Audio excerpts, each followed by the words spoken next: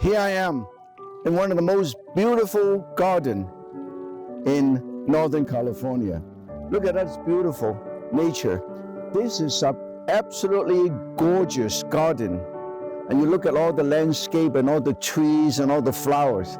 It's a perfect place because it's quiet, peaceful, and secluded. And during APEC, China, Xi Jinping 主席 and President Biden is having a one-on-one meeting right here in this beautiful garden to talk about issues about climate control, about trade, about understanding, about military exchange, all the important issues. This is where they held the summit meeting for more than 2.5 hours. And I'm so honored to be here today to introduce this beautiful Filoli Garden. And also I'm honored to be on the board of this beautiful garden, Filoli. I'm probably the first Chinese chef, the only Chinese chef ever selected on the board of this beautiful garden. This garden will become world famous after November the 15th. This is our historic guest book at Filoli. It's over 100 years old. It was made when the house was finished being built in 1917. Here on the first page is a poem written by our First Lady of the House, Agnes Bourne, and her daughter, Maud Bourne. And very recently, on a historic day we had here, it was also signed by President Xi on November 15th of 2023. And this is the page where President Biden signed our guest book as well. I remember during the summit and during all the meeting, President Xi always talked about to build a better relationship between the U.S. and China. And the best thing is from the general public. People like us that exchange art, food, and culture. This is how we bring people closer together. And I happen to be in the business of food. Food has no national and international boundary. In the dining table, we're all good friends. And all the summit, all the meeting, we all do it in a dining table. And I'm the bridge, I'm the chef. Food is a universal language. Food brings people together. Then we will be more aware one another about the culture, the history, the heritage. So I have been the bridge. I have been the connector for almost half a century, and I am proud to be the bridge. And I also the culinary and cultural ambassador. And somewhere between the old traditions and the modern skyscrapers, there is a little corner of Guangzhou I will always love. I was born and I grew up in Guangzhou, China, where I learned a lot from my mother, because my mother and my father used to have a restaurant in Guangzhou, China. This is where I learned my skill from my mother. Learn how to cut. Oh, look at this. Wow, look at that, huh? This is my mom's small, very small, but very functional kitchen. This is where I learned from my mom. Look at this.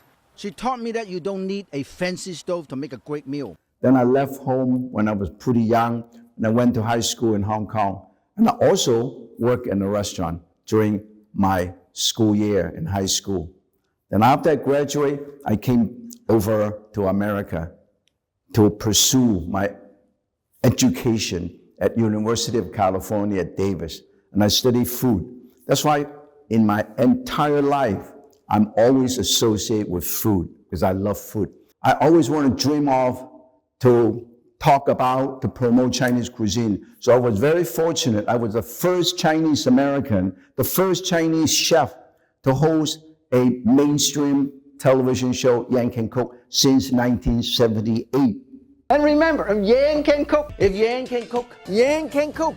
Martin Yan, with his award-winning Yan Can Cook show, has been well known for his legendary cleaver skills and encyclopedic knowledge of Asian cuisine. It was nevertheless his irrepressible personality, boundless energy, and the contagious enthusiasm that ultimately made him a cooking icon and mainstay of Asian food programs in the West.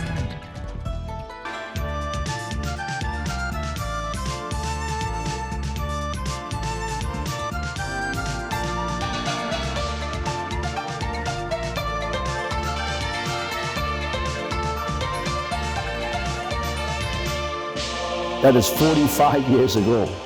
And I was the first Asian American to do that.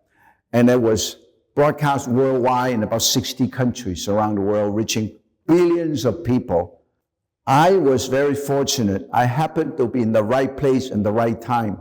The Chinese saying, 天时地利人和. 我刚开始的时候, when I first started, it was the ping pong diplomacy between China and the U.S. And people started to be curious about China.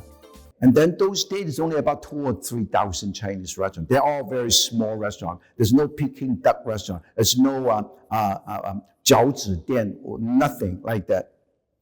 So when I started, a lot of people are questioning me. Chef Yan, I don't think anybody's going to watch your show. Nobody's going to watch Chinese cooking show hosted by a Chinese chef. But I figure out I really don't care, because all I want is, this is my dream. This is what I want to do. So it turned out in 3 months, the television station's phone is off the hook. Everybody asked for the recipe.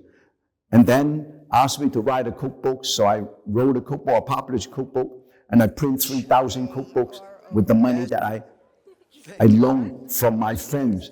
And we sold out the cookbooks in 3 months. And the big publishers start calling me up.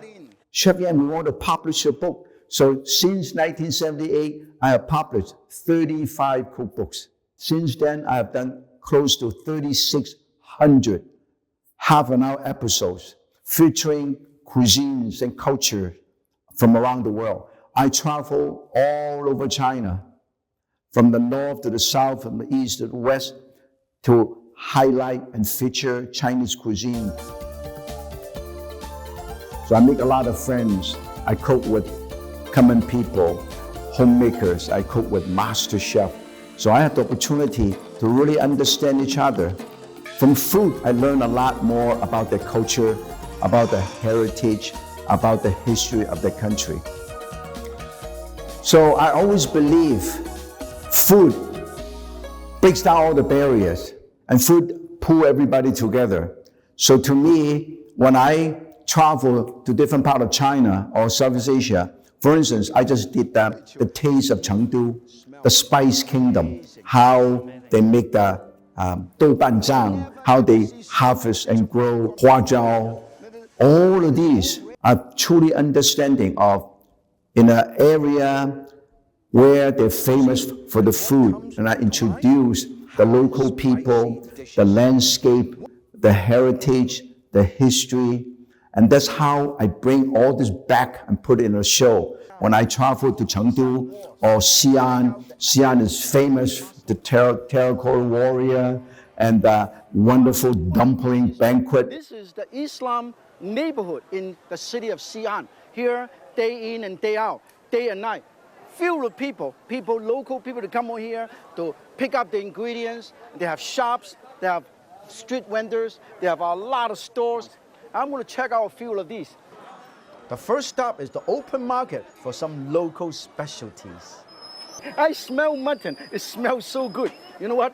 This is a typical Islamic restaurant. And I want to use food and cooking to let people understand each other more.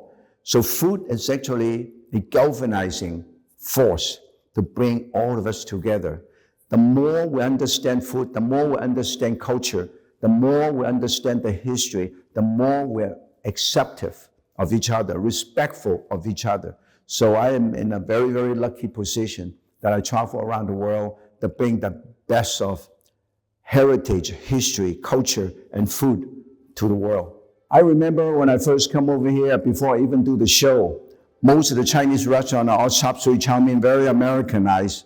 There's only about maybe 2,000 or 3,000 Chinese restaurants. Now there's 52,000 Chinese restaurants all over the U.S. alone. more than any other fast food. About last 10, 15, 20 years, you see a lot of changes. You see Beijing Ya restaurant, you see dumpling restaurant, Shanghai restaurant, Sichuan restaurant, Sichuan Mala Huoguo. A lot of food are popping up that have not seen to the American public before.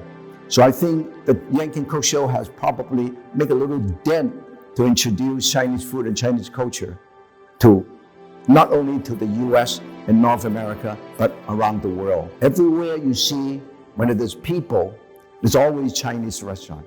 They may not have an Italian restaurant or a Hispanic restaurant or hamburger restaurant, but they always have a Chinese restaurant. So I'm so proud, I'm so excited that I play a small part in popularizing Chinese food and introducing Chinese culture to the world audience around the world. And here is Master Chef Martin Yan.